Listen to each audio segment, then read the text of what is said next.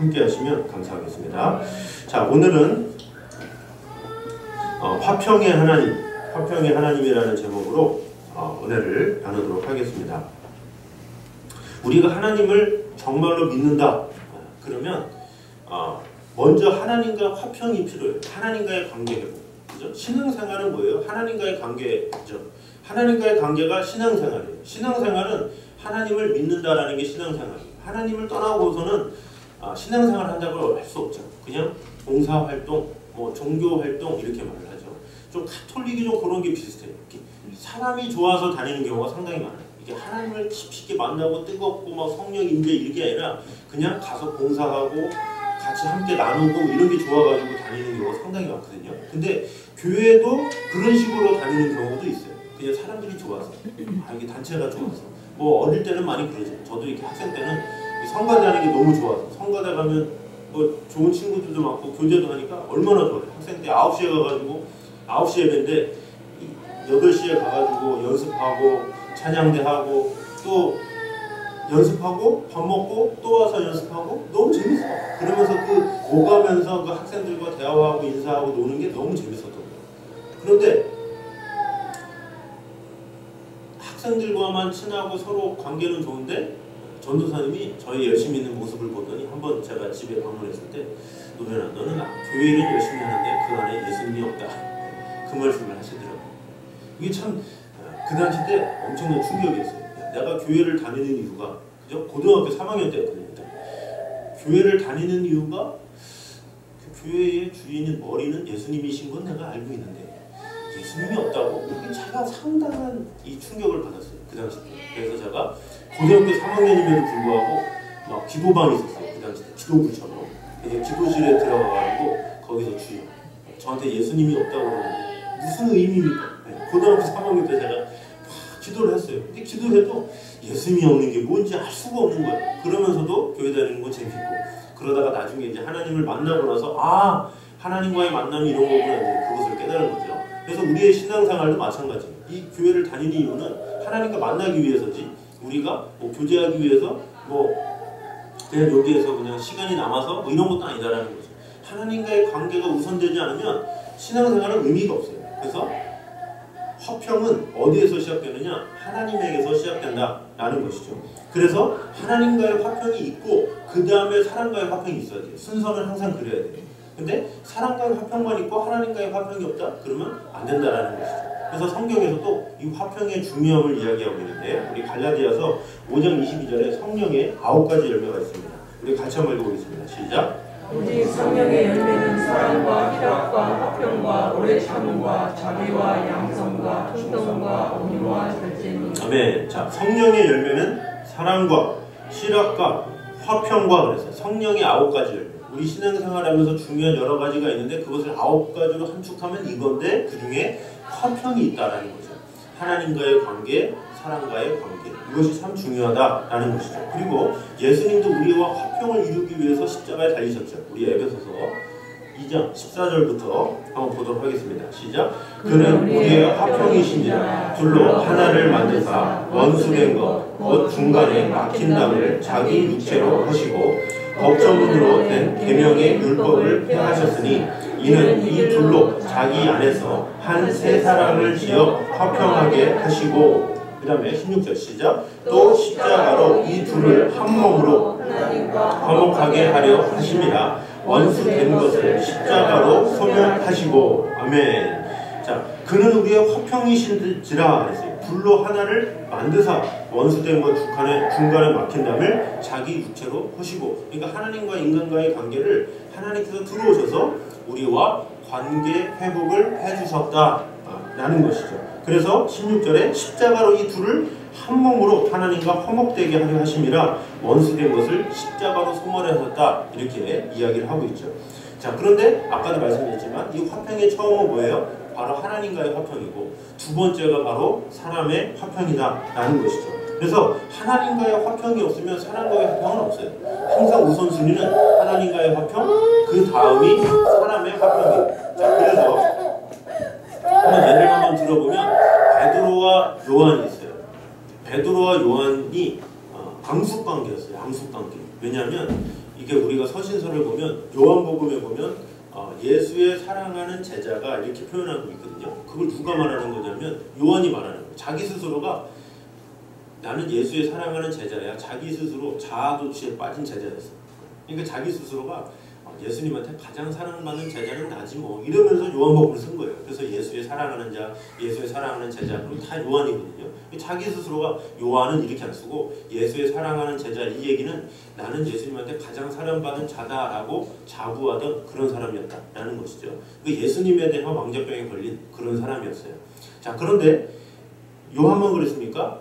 이 예수님의 사랑받는 사람 둘째 가면 서러운 사람이 베드로죠. 이 베드로도 예수님이 뭐라고 하면 나서요. 우리 저번 주에도 마태복음 16장에 대해서 그랬지만 너희는 나를 누구로 하느냐? 그런데 베드로가 주는 그리스도시요 살아계신 하나님의 아들이십니다. 항상 먼저 나서 얘기하죠. 내가 십자가 질 거야. 그럴 일이 없습니다. 먼저 얘기하고 그러다 혼나고 뭐 무리로 누가 걷겠느냐? 베드로 막 가서 건너고 누가 발을 씻겠냐? 제가 먼저 하면서 막 그러니까 어떻게 베드로도 내가 예수님의 수제자 막 그런 갈등. 그러니까 베드로와 요한은 항상 이런 그런 서로 앙숙인 그런 관계였다라는 것이죠. 그것을 적나라하게 보여주는 게 바로 요한복음 21장 20절이에요. 이게 뭐냐면 베드로가 예수님을 부인하고 그리고 나서 예수님 십자가에 돌아가시고 부활하시죠. 부활하시고 나서 베드로를 찾아와요. 그래서 요한의 아들 시몬아 내가 나를 사랑하느냐 3번 이렇게 물어보시죠. 그 다음에 주님께서 나를 사랑하신지 주께서 아십니다. 그랬더니 예수님께서 내 양을 먹이라 내 양을 치라 내 양을 치라 이렇게 하시잖아요. 이렇게 3번 말씀하시고 나서 그 다음에 이렇게 베드로가 한 것에 대해서 요한이 이렇게 설명하고 있는 거예요. 20절 한번 읽어보겠습니다. 시작. 베드로가 돌이켜 예수께서 사랑하시는 그 제자가 따르는 것을 보니 그는 만찬석에서 예수의 품에 의지하여 주님을 파는 자가 누구오니까 묻던 자더라. 아멘. 자, 베드로가 돌이켜 이제 예수님과 대화를 했어요. 내가 나를 사랑하느냐 3번 대화하고 그 다음에 돌이켜 예수께서 사랑하신 그 제자가 따르는 것을 보니 이것을 누가 썼다고 했어요? 요한이 썼다고 했잖아요. 예수께서 사랑하시는 그 제자 자기를 말하는 거예요. 그 자기를 딱 보니까 그는 만찬석에서 예수의 품에 의지하여 주님을 파는 자가 누구오니까 이게 묻던 자러라. 요한이다. 그냥 요한이라고 하면 될 걸 가지고 굳이 예수님을 사랑하는 제자 이렇게 막 꼬여서 얘기를 하는 거죠. 자, 그러니까 베드로는 뭐라고 그런 거예요? 이 사람은 어떻게 되겠습니까? 그러면서 이 사람의 장래는 어떻게 될 거예요? 나는 내 양을 치라 먹이라 이렇게 하셨는데 그럼 이 사람의 장래는 어떻게 됩니까? 이렇게 얘기를 한 거예요. 그게 바로 21절이에요. 시작. 이에 베드로가 그를 보고 예수께 여짜오되 주님 이 사람은 어떻게 되겠사옵나이까? 이 사람의 장래는 어떻게 되겠습니까? 이런 거예요.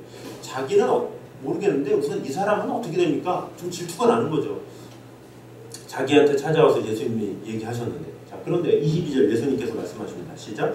예수께서 이르시되 내가 올 때까지 그를 머물게 할지라도 내게 무슨 상관이냐? 너는 나를 따르라 하시더라. 아멘. 자, 내가 올 때까지, 내가 부활할 때까지, 내가 이 세상에 올 때까지 그 사람을 머물게 할지라도 혹시나 뭐 살려두거나 무슨 일이 있을지라도 너랑 무슨 상관이냐? 너는 나를 따르라. 이 얘기. 이게 뭐예요? 너는 너고 쟤는 쟤야. 쟤는 나와 1대1이고 너는 나와 1대1이야. 이렇게 얘기한다는 거죠. 그러니까 하나님 앞에서는 차별이나 이런 게 없는 거예요. 그 사람은 그 사람이고 A는 A고 B는 B지 이걸 가지고 질투할 게 아니다라는 거죠. 그러니까 우리가 신앙생활 하면서 저 사람은 왜 그러면서 막 시기 질투하고 그럴 필요가 전혀 없는 거예요. 그 사람이 이 사람인 거예요. 그냥 나 혼자 막 하면서 어떻게 막 교회 안에서 막 서로 치고받고 싸우고 하는 거지 하나님은 아니다라는 거예요. 너는 너고 너는 너야. 왜 비교를 해? 난 비교 절대 안 해. 얘는 어떻게 된다 할지라도 너 무슨 상관이야? 너는 나를 따라. 너 나 잘 믿으면 돼. 이렇게 얘기한다는 거죠. 그러니까 하나님은 비교 안 한다는 거예요. 우리 스스로가 막 비교를 해가지고 저런 사람은 어떻게 하는데 이렇게 저렇게 막 하면서 자꾸 이렇게 서로 이렇게 저울질하는데 하나님은 우리를 보시면서 저울질 안 한다는 거예요. 너만 보인다라는 거예요. 다른 사람 신경 쓰지 마. 난 너만 보여. 너나 잘해. 이렇게 얘기를 하는 거죠. 그래서 우리 신앙생활은 내가 잘하면 되는 거예요. 내가 하나님 앞에 온전히 세워지면 되는 거예요. 그 하나님과의 관계가 먼저 중요하다는 거죠. 베드로한테 얘기한 게 그거예요. 너 하나님과의 관계 이게 중요해. 나와의 관계가 중요하지 무슨 죄를 생각해. 너와 나와 먼저 하나가 되는 게 중요해. 이렇게 말을 하죠. 그래서 어떻게 합니까? 시간이 지나고 나서 베드로와 요한이 자 사도행전 3장 1절입니다. 시작. 제9시 기도 시간에 베드로와 요한이 성전에 올라갔을 아멘. 자 제9시 기도 시간에 오후 3시에 베드로와 요한이 성전에 올라갔어요. 이게 뭐예요? 베드로와 요한이 한 팀워크 됐어요. 서로 치고받고 왔던 그 사람이 서로 막 베드로는 요한을 막 뭐라 그러고 요한은 베드로에 대해서 앙숙을 품고 그러던 사람이 갑자기 둘이 손잡고 성전에 올라가요. 기도하러. 왜 그렇습니까? 한 팀워크 됐다라는 거예요. 근데 이 한 팀워크 돼서 여기에서 그 안진뱅이를 일으키거든요. 그런데 이 사건이 있기 전에 무슨 일이 있습니까? 사도행전 2장에 오순절 성령 강림이 있는 거예요. 오순절 성령 강림 때 그들이 성령을 받아요. 이 성령을 받으니까 어때요? 베드로 변화되고 요한 변화되고 그러면서 하나가 된 거예요. 하나님과의 화평이 이루어지니까 오순절 성령 강림으로 인해서 베드로가 요한 보고 야 괜히 신 뺐다. 요한이 베드로 보고 야 괜히 신 뺐다. 그러면서 서로 우리 한 마음으로 침묵하자. 그래서 베드로와 요한이 한 마음이 되게 되었다라는 것이죠. 자 그래서 이 사람과 사람은요. 사람과 사람이 만나면 서로 이렇게 이런 게 있어요. 이런 성질이 있어요. 아무리 절친이 땅을 사면 배가 아파요. 경험해 보셨습니까? 되게 절친이에요. 30년, 40년 절친이에요.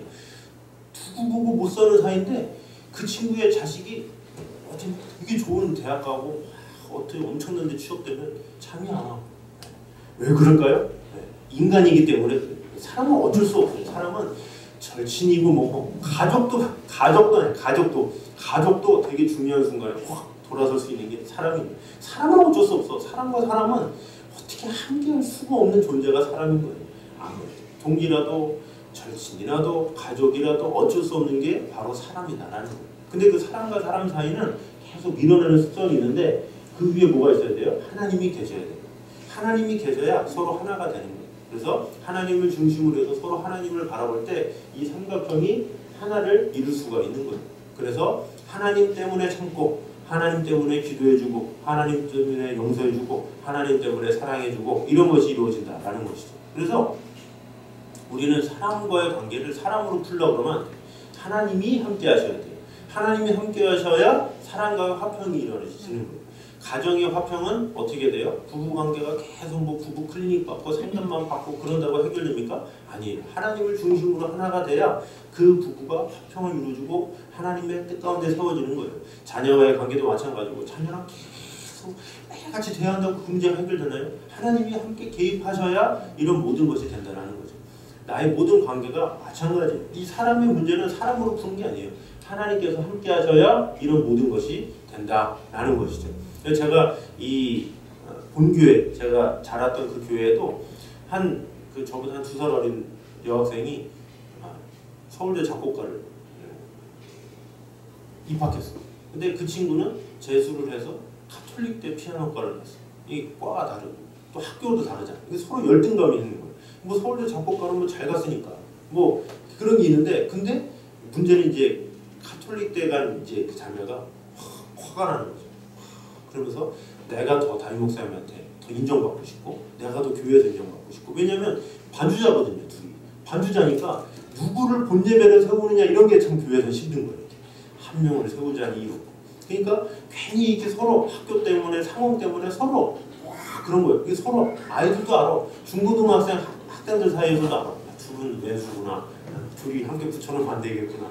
그러면서 그 당시 때 담당 전사님도 항상 조심스럽게 번갈아 가면서 조용히 자 우리 9시에는 누가 해줄까? 그 다음에 누가 해줄까? 아주 신경을 써서 왜 둘이 예민하니까. 그러다가 어떤 일이 났습니까? 수련회가 있었죠. 이 수련회 참 좋은 게 뭐예요? 방언하고 성령의 역사가 있던 거예요. 그러면서 참 감사했던 게 마지막 날 그 두 자매가 막 엉엉 끌어안고 울면서 회개하는 역사가 일어났어요. 그러니까 참 그 둘이 회개하니까 뭐 다들 뭐 아름답게 그 같이 회개하면서 하나가 된 거예요. 그러니까 그 다음부터 아주 서로 양보하고 서로 그래서 이렇게 누가 유학 갈 때 이렇게 서로 도와주기도 하고 이게 참 아주 귀하게 열매를 맺는 그런 것을 보게 됐어요. 그러니까 사람과 사람과의 관계가 참 풀기 어려웠는데 이 성령께서 내려오셔서 함께 하시니까 그 모든 것이 다 해결되게 되었다는 거죠. 우리의 모든 관계도 마찬가지예요. 사람과의 관계는 사람의 힘으로 푸는 것이 아니라 하나님의 영광이 내려와야 모든 것이 해결된다라는 것이죠. 자, 그런 의미 가운데 우리 오늘 본문을 보도록 하겠습니다. 자, 창세기 26장은 특별히 이삭이 하나님과 얼마나 화평을 이루었고 또 그 화평이 얼마나 다른 이들에게 이루어지는가를 보여주고 있는 곳이라고 볼 수가 있습니다. 자, 먼저 이삭은 그랄이라는 곳에 가서 우물을 팠어요. 우리 20절, 21절 한번 읽어보겠습니다. 시작. 그랄 먹자들이 이삭이 먹자와 다투어 가로되 이 우물을 보낼 것이라 하매 이삭이 그 다툼을 인하여 그 우물 이름을 에색이라 하였으며 또 다른 우물을 팠더니 그들이 또 다투는 거로 그 이름을 신나라 하였으며. 자, 하나를 팠는데 다퉜대요. 그랄의 목자들이, 그러니까 아비멜렉 그 밑에 있는 사람들이죠. 이거 내 거야. 갑자기 우긴 거예요. 실컷 팠더니 이거 내 거야. 이렇게 우겼더니 다툼을 인해서 그 우물을 에색이라 불렀대요. 그래도 또 다른 우물을 팠는데 또 와가지고 이거 우리 건데 또 우겨가지고 뺏었다라는 거죠. 그 이름을 신나라 했다라는 거예요. 22절 시작. 이삭이 거기서 옮겨 다른 우물을 팠더니 그들이 다투지 아니하였으므로 그 이름을 놓으시라 하여 그러므로 이제는 여호와께서 우리의 장소를 넓게 하셨으니 이 땅에서 우리가 번성하리로다 하였더라. 아멘. 자, 이삭이 거기서 옮겨 다른 우물을 팠더니 그들이 다투지 아니하였으므로 그 이름을 르호봇이라 하여 이르되 이제는 여호와께서 우리의 장소를 넓게 하셨으니 이 땅에서 우리가 번성하리로다 하였더라. 자, 하나를 파는데 뺏기고 두 개를 파는데 뺏기고 마지막 우물을 팠다. 이게 바로 이 본문에서 말하고 있는 거예요. 자, 이 구절은 상당히 단순하죠. 이삭이 우물을 팠더니 세 글자잖아요. 근데 이 팠더니가 그냥 삽으로 몇 번 팠더니 물이 나오고 이런 수준이 아니에요. 우리가 그래서 성경은 항상 그 유대교적인 배경 아래에서 우리가 읽을 필요가 있다라는 것이죠. 중동에서는 우물 자체가 생명이에요. 생명.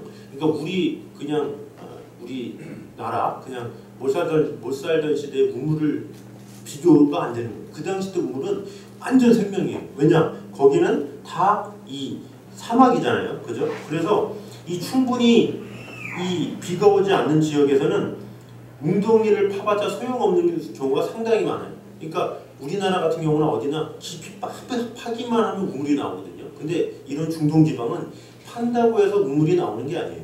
거기다가 이 강우량이 연 200mm, 200mm. 그래서 제가 또 보니까 우리나라 같은 경우는 2,500mm. 그러니까 비교가 안 되는 거죠. 강우량 자체가 비자차가 안 오기 때문에 우물은 그들의 생명과도 같은 생존의 어떤 문제에 걸려있는 중요한 그것이다라는 것이죠. 자, 그런데 그것을 팠다라고 얘기를 하는데, 자, 그것을 팠는데 그랄 땅에서 그 우물을 파는데 한 번 파는데 그 우물을 팔 때 우리가 딱 보면 몇 미터 될 것 같나요? 20m? 30m? 그게 아니라 고고학자들의 말에 의하면 우물을 파기 위해서는 150에서 200m 이렇게 파야 된대요. 그리고 그래도 물이 안 나오면 300m까지 파야 된다 이렇게 말을 하고 있어요. 그러니까 우물 하나 파는데 150m, 200m? 와, 상상이 갑니까? 그 한 사람이 됩니까? 지금 목자들이 다퉜다 그러잖아요. 이삭과 아비멜렉 그 위에서 하는 게 아니라 그 얘기는 뭐예요? 화가 나는 거죠. 이거 지금 인원이 거의 몇십 명, 몇백 명이 가야 되는 거예요. 이 200~300m를 팔려면 3~4명이서 이렇게 좁은 걸로는 200~300m를 못 파요. 200~300m 팔려면 저 넓게 한 몇백 명이 달려들어서 뭐 굴착기나 이런 것도 없어. 그냥 막 도구 가지고 막 무조건 파는 거야. 손 막 도구 막 이용해가지고 막 파는 거예요. 그렇게 해서 200~300m 팔려면 적어도 몇 개월이 걸리는 거예요. 그러면 그렇게 힘들게 파가지고 물이다 이렇게 하면 다행인데 그렇게 200m 파도 물이 없는 경우가 많아. 그러면 어떻게 돼요? 그 물이 없으면 또 다른 데로 또 가야 돼. 없다. 가자. 그러면 또다시 그 수백 명이 달려들어서 그 우물을 파기 위해서 파고 해야 돼. 자, 그렇게 얼마나 많이 파야 되느냐? 그렇게 수백 개를 파야 얻을까 말까 한 게 우물이에요. 수백 개. 그렇게 수백 개. 네. 자, 200~300m 하나 파는 거 힘들다고 그랬죠. 그렇게 해서 누가 와가지고 그래도 화가 나는데 이 우물은 항상 팔 수 있는 게 아니라니까요. 그렇게 수백 개를 파야 얻을 수 있는 우물인데 그것을 이삭의 목자들은 한 번에 판 거예요. 그러니까 얼마나 놀라운 거예요. 그런데 그것을 그라의 목자들이 내 거야 뭐 우긴 거예요. 그러니까 서로 다툴 수밖에 없는 거죠. 그랬는데 이삭이 놔둬라 이렇게 한 거예요. 그래서 다퉜다 이렇게 해가지고 그 이름을 신나 에색이다 그랬다라는 거죠. 다른 데 또 파지 뭐. 그래서 또 판 거예요. 그러면 그 하인들 입장에서 어떻게 돼요? 아 진짜 처음으로 2, 3mm 더 팠는데 바로 한 번에 나왔는데 또 판단 말이야. 그러면서 씩씩거리면서 팠겠죠. 근데 또 나왔어. 와 이거는 있을 수 없는 거야. 또 나온다? 그 연속으로 있을 수 없는 놀라운 일이 일어나는 거예요. 그러니까 갑자기 아비멜렉의 목자들은 배가 아픈 거예요. 예? 어떻게 바로 나와? 말이 돼? 그러면서 또 성질이 나서 또 뺏은 거죠. 이삭에게는 정말로 황당하고 또 이삭의 목자들은 정말로 어이가 없는 거예요. 그렇게 해서 힘들게 팠는데 또 뺏어갔으니 얼마나 기가 막혀요. 그런데 이삭은 줘라 그냥 이렇게 한 거죠. 그것을 가지고 신나다 이렇게 불렀다라는 거죠. 그리고 나서 또 우물을 판 거예요. 자 그러면 또 우물을 팔 때 이삭의 목자들은 또 파란 말이야. 어떻게 지금 있을 수 없는 일이 두 번 일어났는데 설마 일어나겠어? 그런데도 이삭은 그냥 파 이렇게 했고 정말로 팠더니 수백 번 판 것도 아니고 딱 한 번 딱 팠는데 또 나왔다라는 거죠. 이거는 오늘날의 로또 나온 것보다 더 놀라운 일이에요. 오늘날의 로또 상첨이다 이런 것보다 정말로 말할 수 없는 일이 지금 빵빵빵 일어난 거예요. 어떻게? 이삭이 화평을 가지니까. 화평함을 가지니까 하나님께서 일하시니까 하나님께서 물을 공급해 주셔서 우물을 하나, 둘, 세 개 이렇게 주셨다라는 것이죠. 그래서 화평을 담은 사람이었기 때문에 하나님께서는 그에게 복을 주셨다, 거부가 되게 하셨다라는 것이죠. 자, 그랬더니 이렇게 이삭이 아비멜렉에게 손을 내민 거죠. 어떻게 보면 아비멜렉이 막 뭐라고 그러고 막 치근덕거리고 막 뺏어가도 그래 가져가라 그러면서 우물을 줬다는 거죠. 이게 화평을 한 거죠. 어떻게 보면 이삭이 뭐 해준 것도 아니고 아비멜렉이 뭐 한 것도 아니고 이것도 아닌데 그냥 이삭은 그냥 손을 내밀어 준 거예요. 왜? 하나님과의 화평이 있는 사람이었기 때문에. 자 그랬더니 아비멜렉이 어떻게 하느냐 26장 26절 27절입니다. 읽어보겠습니다. 시작. 아비멜렉이 그 친구와 압삭과 군대장과 이걸로 돈으로 11개부터 이삭에게로 묻지라.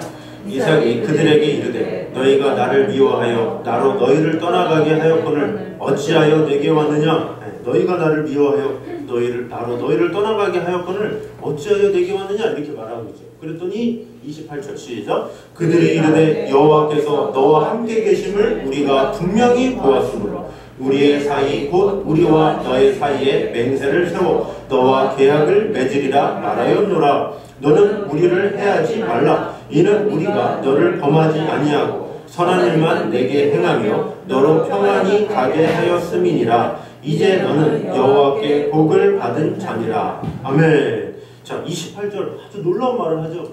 여호와께서 너와 함께 계심을 우리가 분명히 보았으므로. 왜? 우물을 팠는데 바로 나오니까.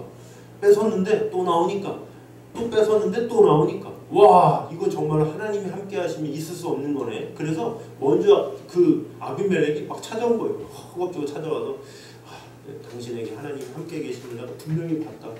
우리와 언약을 맺자. 막 그러면서 막 이렇게 태도가 변하게 된 것이다 라는 것이죠. 그래서 이삭이 뭡니까? 어떻게 했습니까?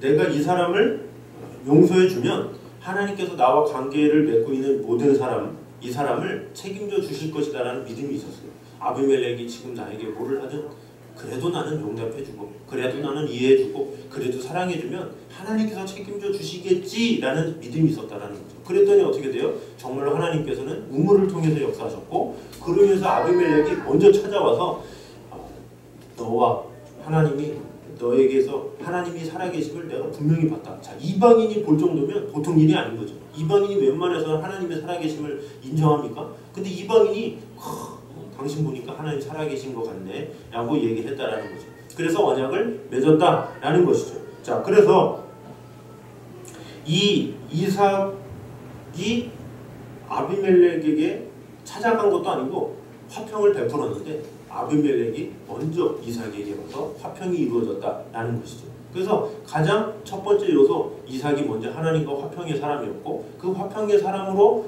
일을 했기 때문에 다른 사람을 용납하는 삶을 살았기 때문에 하나님께서 아비멜렉과의 문제도 다 해결해 주셨다라는 것이 오늘 본문의 말씀이다라는 것이죠.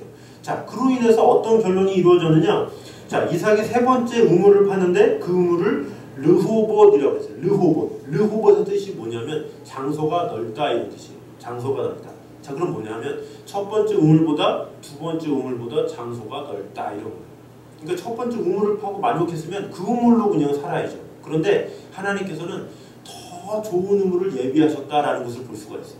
만약에 한 번 팠고 두 번째 파는데 거기서 안 돼! 했으면 그 두 번째 우물로 만족했을 텐데 세 번째 우물을 팠기 때문에 그곳이 넓어진 거예요. 정말로 말할 수 없는 광활한 우물을 하나님께서 주셨다라는 거죠. 오히려 다른 사람을 용납하고 인정하고 품었을 때 하나님께서 더 좋은 결과도 주시고 아비멜렉도 와서 화평하게 되고 놀라운 하나님의 은혜 가운데 인도할 수 있게 되었다라는 것이죠. 자, 그래서 우리에게 얼마나 내가 하나님과 화평하느냐, 이것은 참으로 중요한 문제다라는 것이죠. 자, 그래서 잠언 16장 7절 읽어보겠습니다. 시작. 사람의 행위가 여호와를 기쁘시게 하면 그 사람의 원수라도 그와 더불어 화목하게 하시느니라. 아멘. 제가 이 말씀을 참 좋아합니다. 사람의 행위가 여호와를 기쁘시게 하면 그 사람의 원수라도 그와 더불어 화목하게 하시느니라. 아멘. 네. 이 말씀을 우리가 믿어야 돼요. 하나님과의 관계가 뜨거우면 하나님께서 사람과의 관계도 풀어주신다라는 것이죠. 그래서 우리는 먼저 하나님과의 관계에 힘쓰는 자들이 되어야 된다는 거죠. 하나님과의 관계가 뜨거우면 하나님은 사람과의 관계까지도 해결해 주시는 그런 분이시다라는 거예요. 그거를 믿으면 우리가 사람의 마음을 얻으려고 막 그럴 필요가 없어요. 사람의 마음을 얻으려고 막 이렇게 저렇게 할 필요 없이 오직 하나님 앞에 구할 때 하나님께서 지혜 주시고 은혜 주시고 역사하셔서 그런 원수까지도 알아서 찾아와서 그런 용서를 구하고 하나님이 함께 계십니다 이런 인정도 받고 얼마나 큰 축복입니까?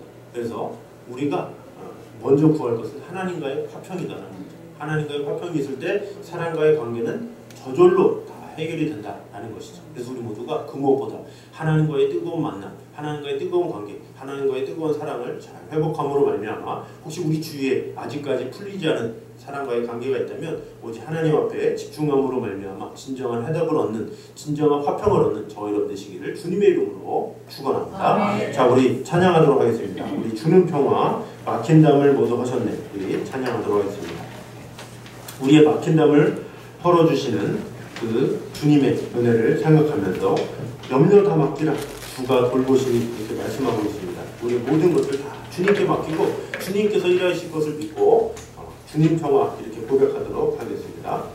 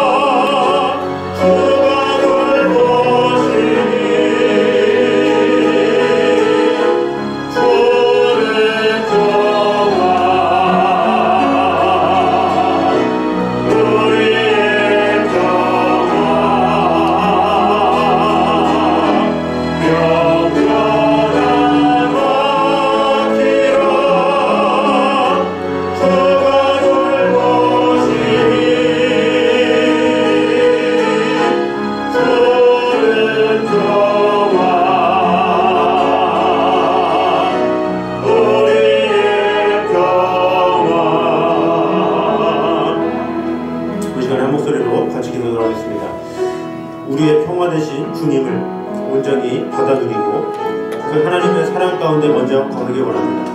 내가 먼저 하나님과의 관계에 뜨거움이 있어야 하나님께서는 사랑과의 화평도 해결해 주실 수 있는 분이십니다. 그래서 우리가 같이 기도할 때 사람의 행위가 여호와를 기쁘시게 하면 그 사람의 원수라도 그러더불어 화목하게 하신다고 했는데 우리의 모습을 통해서 하나님께서 기뻐 받으시는 그런 일들이 일어날 수 있게 달라고, 그래서 하나님의 음성을 들으며 하나님과 동행하는 데 마음을 다할 수 있게 달라고, 하나님과 함께 할 때에 우리 사람과의 관계의 모든 문제를 다 해결해 주실 분이 하나님이심을 인정하게 해달라고 이 시간에 한 목소리로 같이 기도하도록 하겠습니다. 하나님 감사합니다. 주님께서 지켜주시고 역사해 주시고 은혜도 하여 주시옵소서.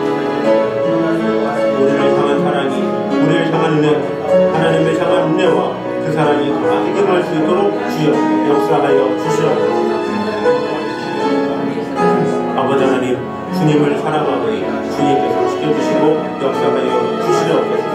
아버지 하나님의 은혜 가운데 거할 수 있도록 주님 인도하여 주시옵소서. 우리의 모든 삶이 주님께 향하며 아버지 하나님의 뜻과 논리를 세워줄 수 있도록 주여 지켜주시고 역사하여 주시옵소서.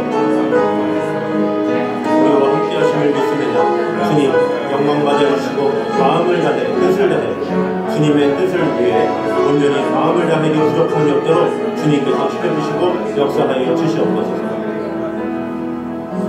살아주님 감사합니다.